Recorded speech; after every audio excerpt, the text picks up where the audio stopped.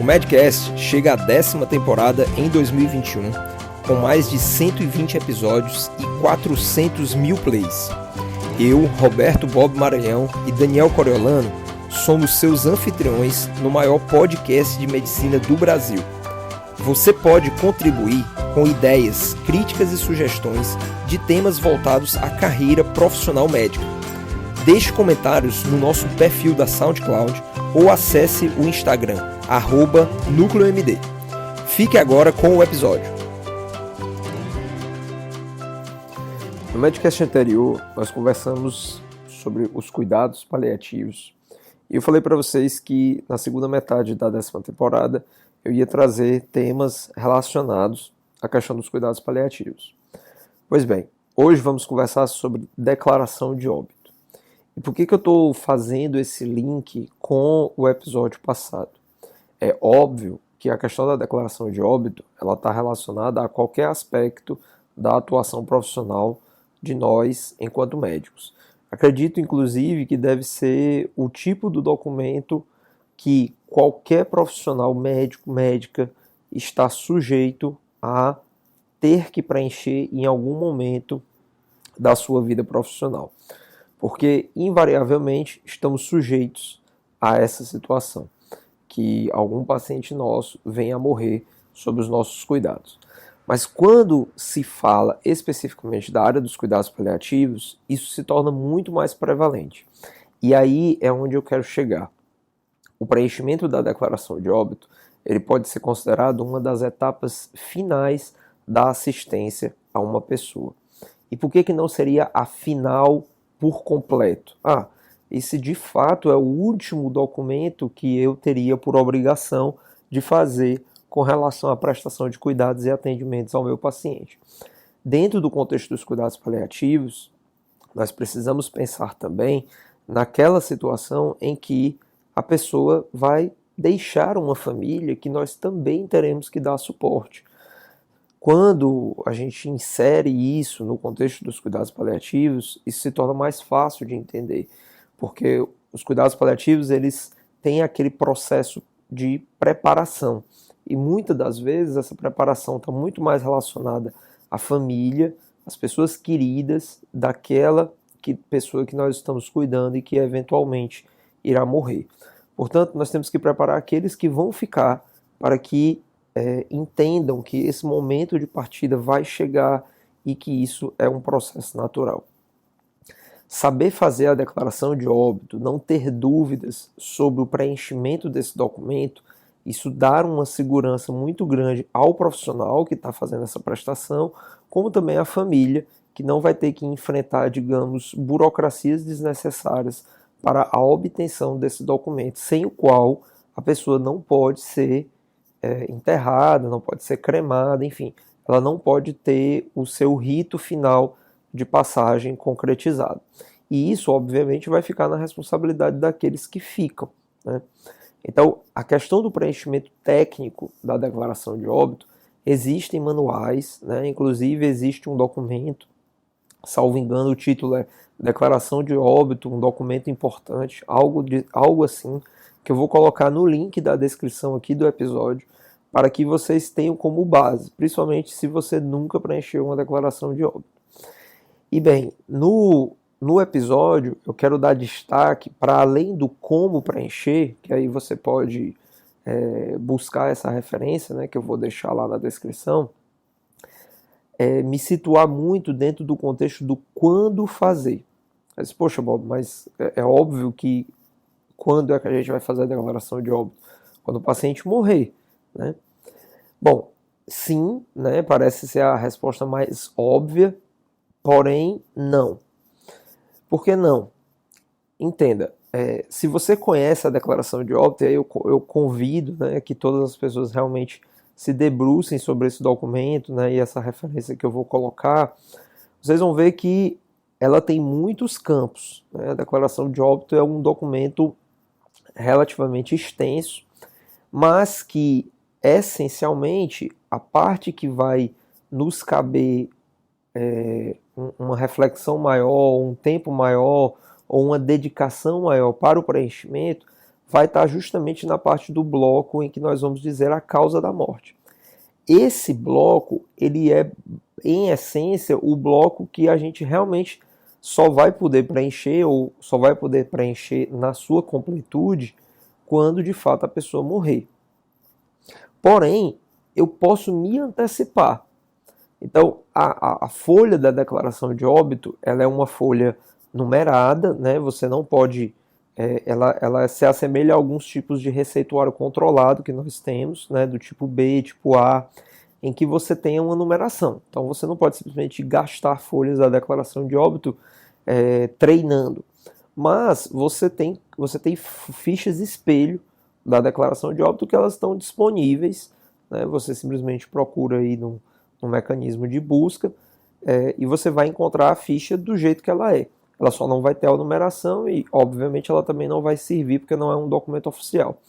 Mas você pode se utilizar desse documento para fazer um treinamento de como preencher a declaração de óbito e, principalmente, se você tem um grupo de pessoas que você acompanha, principalmente dentro de uma perspectiva paliativa, ou seja, você não se admiraria, não lhe causaria espanto, não seria inesperado que aquela pessoa viesse a falecer no intervalo de 1, 2, 3 meses. Então, nessa situação em que eu consigo me antecipar a uma situação de morte, né, sabendo que aquela pessoa realmente ela tem esse caminho pela frente, porque infelizmente não se trata de uma doença curável, né, aquilo que a acomete. Então, eu posso sim estabelecer já uma linha de raciocínio para aquele documento. E qual é a importância disso? Então, vamos imaginar um paciente que tem uma doença pulmonar obstrutiva crônica, já faz uso de oxigênio e continua evoluindo em termos de limitação de sintomas. Portanto, continua tendo falta de ar, dispneia, já usa oxigênio em casa. Então, eu imagino, aquela pessoa também, ela já teve alguns episódios de infecções do trato respiratório que foram sanadas, mas que infecção após infecção, né, o contexto clínico geral, né, o estado geral daquela pessoa está se tornando cada vez mais debilitado. Então eu sei que aquela pessoa realmente ela está caminhando para uma situação de terminalidade. Então, o que é que eu posso fazer? Então eu posso pegar esses elementos. Então, eu sei que ela tem uma doença pulmonar obstrutiva crônica. Isso é uma doença de base dela. Provavelmente vai ser o estado de base que vai originar, né, a situação do óbito, que vai levar a pessoa a morrer.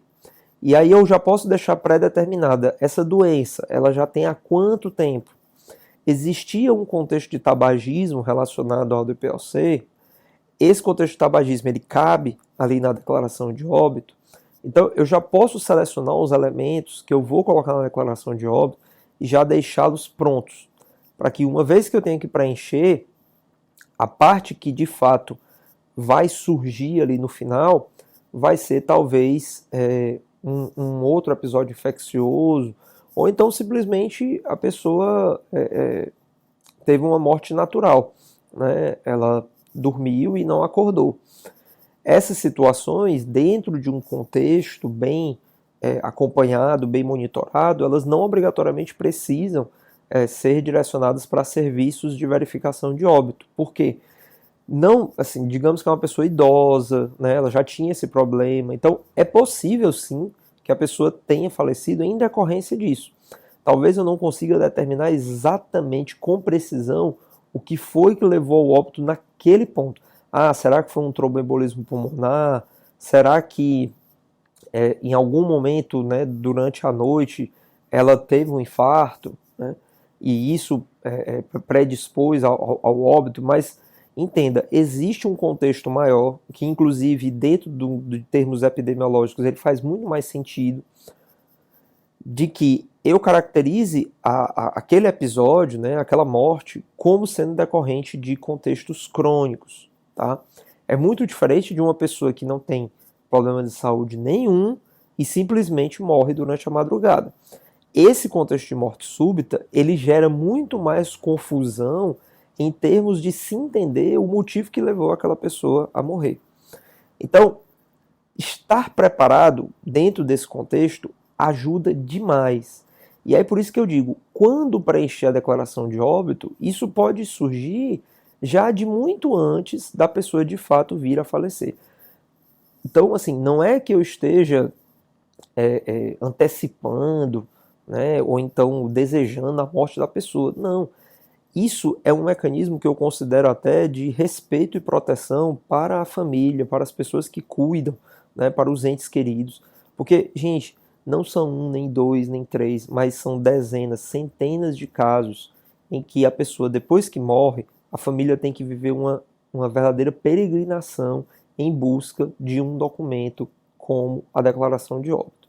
Então, se você faz acompanhamento desse perfil de pacientes, você tem a opção de ter esse documento para você. Se você trabalha no serviço público, a sua unidade de prestação de serviço, ela pode ter 2, 3, 4 folhas de declaração de óbito à disposição. Basta que isso seja organizado com o setor específico, geralmente é o setor da vigilância epidemiológica, do município, do estado, que vai providenciar um conjunto de folhas para ficar sob a responsabilidade da coordenação daquela unidade ou da sua própria. Da sua própria em que sentido? Se você trabalha de modo autônomo, você trabalha como médico fazendo visitas domiciliares ou acompanhando pacientes em situação de terminalidade, você trabalha dentro do contexto de cuidados paliativos, ou você trabalha com pessoas que vivem situações limites, né, pacientes com câncer. Então você também pode solicitar fichas de declaração de óbito para você. Se você trabalha num serviço de home care que presta atenção, né, domiciliar, você também pode providenciar isso. E é muito importante que você realmente providencie a descentralização desses documentos, claro, de uma maneira organizada e responsável. Ela facilita e muito o contexto de vida das pessoas, famílias, enfim, todos aqueles que estão sob nossos cuidados e que invariavelmente estarão sujeitos a situações de morte.